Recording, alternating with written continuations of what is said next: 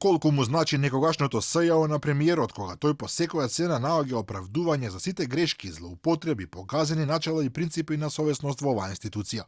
И покрај гневните реакции на јавноста, која е запрепастена од бонусите кои обвинителите сами си ги делеле, Заев од собраниската говорница истакна дека тоа не било драма и дека нема да дозволи да се нарушува дигнитетот на, како што вели, институциите на системот.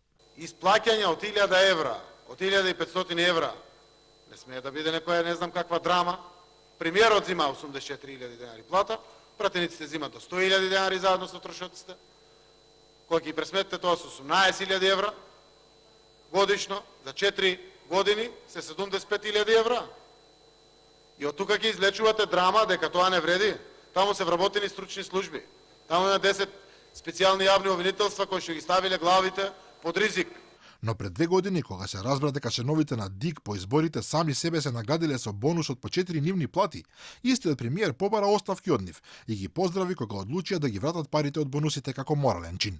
Се работи за исклучителни професионалци кои што имаа сериозна улога во едно сериозно време и ја завршија професионално.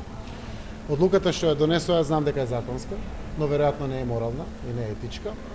И заради тоа денеска јас го поздравувам чинот кој што го поднесоа сите, а тоа е враќањето на парите назад во буџетот, а истовремено и поднесоа лична одговорност како морален чекор.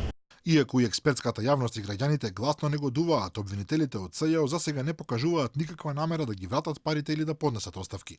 Напротив, сметаат дека тоа било нормално и дека нивните десетици илјади евра бонуси на годишно ниво биле слични со примањата на пратениците за патни трошоци.